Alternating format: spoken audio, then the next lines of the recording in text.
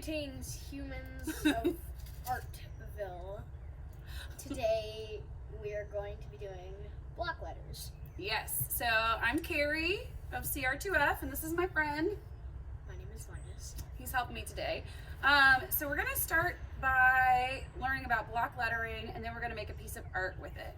Yep. We made this one, Linus and I did together. People are better than things, which is true. The process of turning block letters into colors, this process, we call it bloop. Bloop, yeah. Okay, so the first thing we're going to talk about is how to make a block letter. I'm assuming that you already know how to write and all that. So if you do, we're going to work with capital letters. I'm going to use my twin tone markers that I've been talking about. I already began one, and it was essay convidere. So Yep. I have essay. So the way you make a block letter is to imagine what that letter would look like if you drew it with a really thick marker, right? And then to create the outline of it. And something that I want to make sure that I do when I make a block letter, like this is a block letter A, there are a couple different ways you can do it. You can do it with the point on the top, you can do it with the flat edge on the top. But what I'm wanting you to avoid is doing this. So what I'm doing there, you can see that there are all these extra parts to it, and I'm wanting a solid shape that is straight. And Linus taught me, he came up with a good way to do some of the more complicated letters, so like an N. Yeah, so an M, he came up with making little dots. So that you can connect them and know where they go, and then you can make the rest of it. Yeah, so you could do it here too if you wanted, just to help give yourself some guides. And then on some of the letters, you just have to break it into pieces. So like Linus working on essay convidere, one of the things that he talked about was the Q. And the way that I make a Q is by making a circle. And the little, I'm sure there's a special word for that little cross piece on it, but I don't know what it is. Just call it a block line. Yeah. The tail. And then, Okay, that's yeah. good for it. I feel like it has to be like how there's umlaut or whatever. Like I feel like there has to be or tilde or, you know. Anyway, instead of squiggle, but, or, yeah. Anyway, you know, so I made like I would an O, except I made space for that. And sometimes the way to practice and figure it out, because that's what you're going to have to do is figure it out, is to say, okay, well, so if I made a Q, that would be a Q. How do I do just the outline? Break it down for yourself. Think through it. And so, yeah, I will provide, I'll write out all the letters and I'll show you how I would draw them. I'll give a little downloadable thing in case you'd rather trace them. And I haven't really talked about this yet, but if you have an outline, if you're looking at it on a computer or an iPad, the other thing that you need to think about is the spacing. So this, we're going to paint, you can do a word, you can do your name, you can do a phrase. If I was going to do this, people are better than things, and when I did it, I put everything straight across, or did it vertical, one word, a line. But if I were going to, let's say I wanted that print to, or that piece to have been horizontal, and I wanted to do it like this.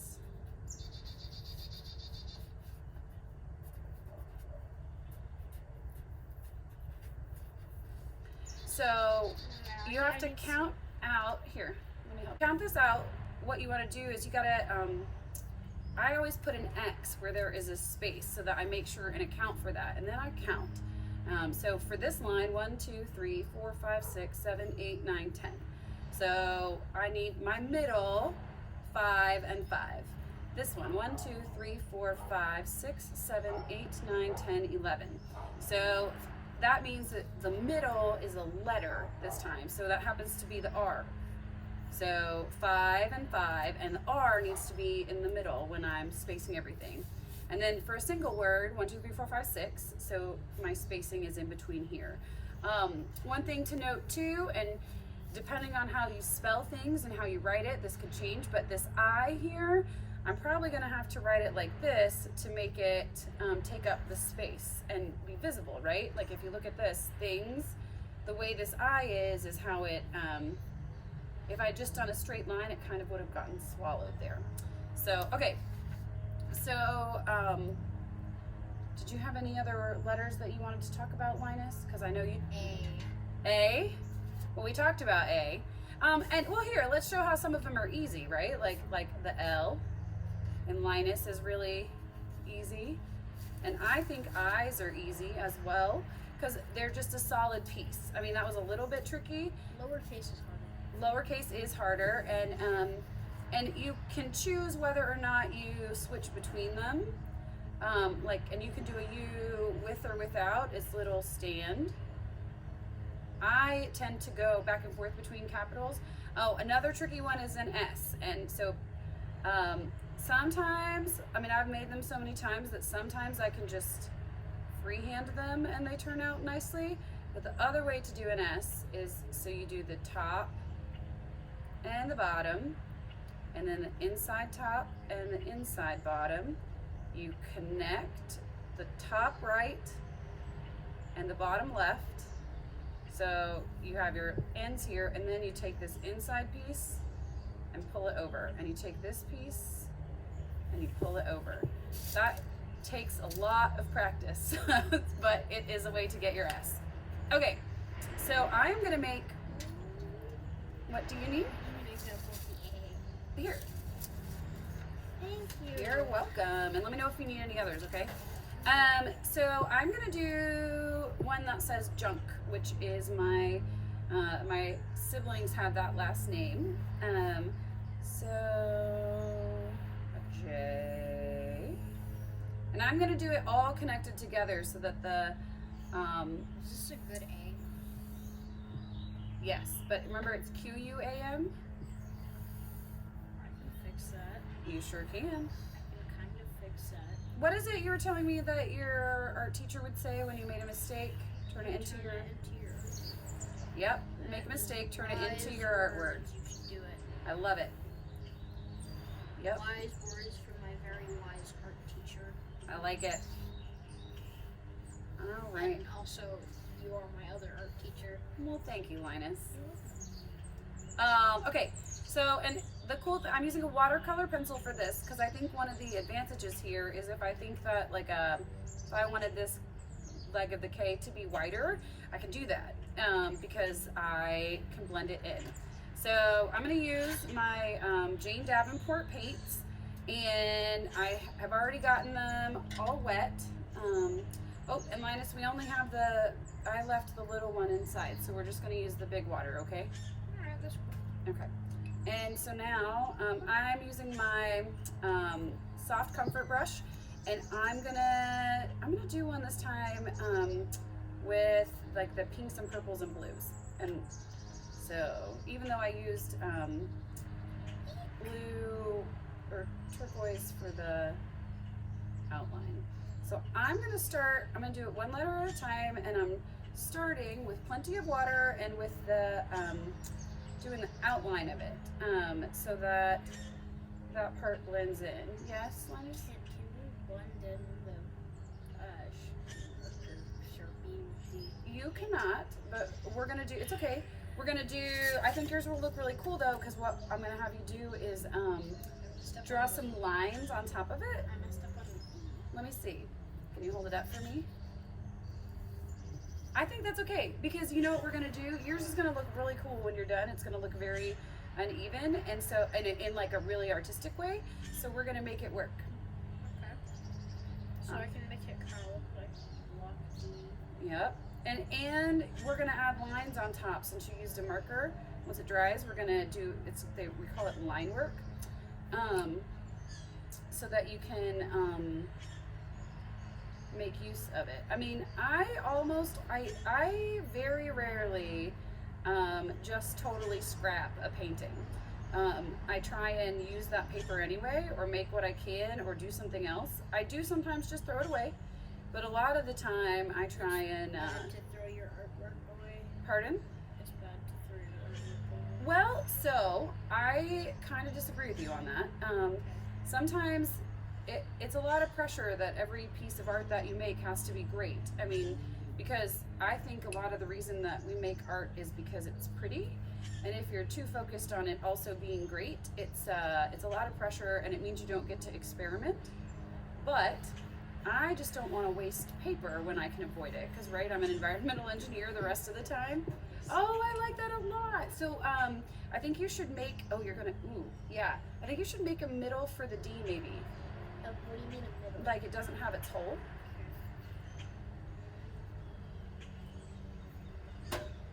Yeah. How about you go grab the other water, and we're gonna give you a tiny brush to work with for those letters at the top, okay?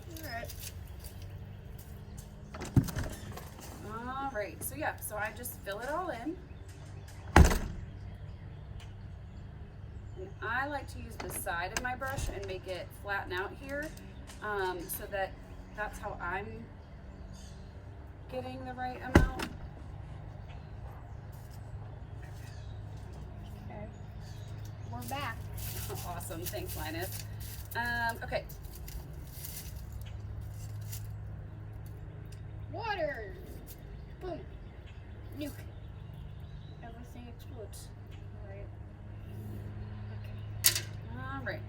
And so I'm gonna keep doing this, and now I'm gonna get this right here. This part's a little tricky because I put them real close together, but I wanted the letters to be separate.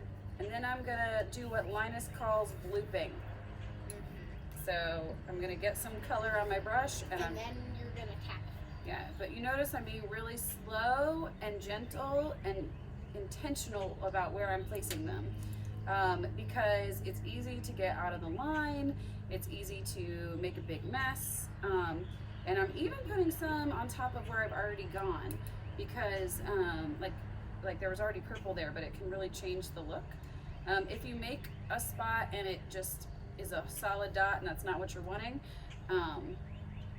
I would encourage you to add some water on top of it, so because that can help spread it out a little. I'm gonna worry about this.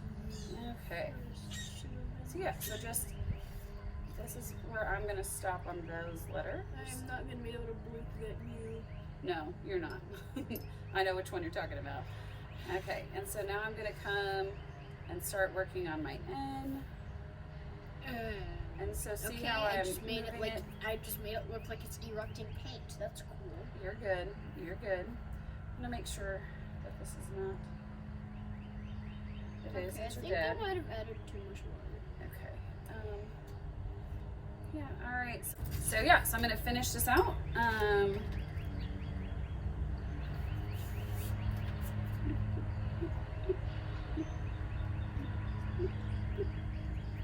Okay, my blooping did not work out well. I think those top letters I'm not gonna be able to bloop, but I think that's okay. it's fine. Vidaria can bloop. Well, that way it'll.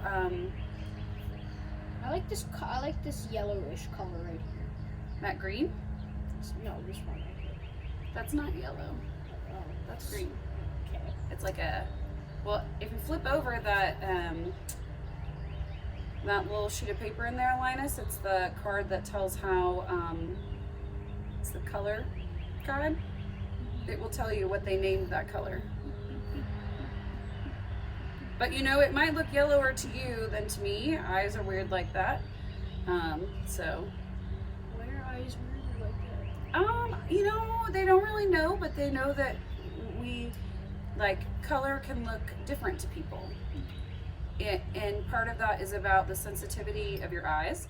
I listened to a really neat Radiolab podcast about I think it's called a mantis shrimp.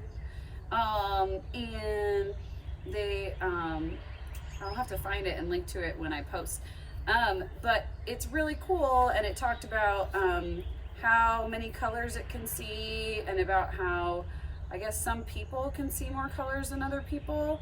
It's about how many cones you have in your eyes, if I'm remembering correctly, like in the way that we see. It's pretty cool. Anyway, I know you're real surprised that I. No, you didn't ruin it. Make it work. You're okay. You can do that as an embellishment, right?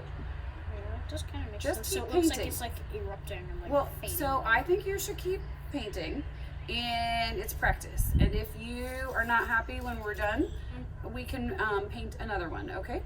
I guess I'm putting too much paint on my brush. Yes, and you're probably not using enough water. If you're getting gunky on it, you're not using enough water. I think it doesn't. I think frankly it has too much water. No, I'm confident. You are trying. So I want you to look at what mine looks like. See how mine is really fluid? Watercolor is supposed to be watery.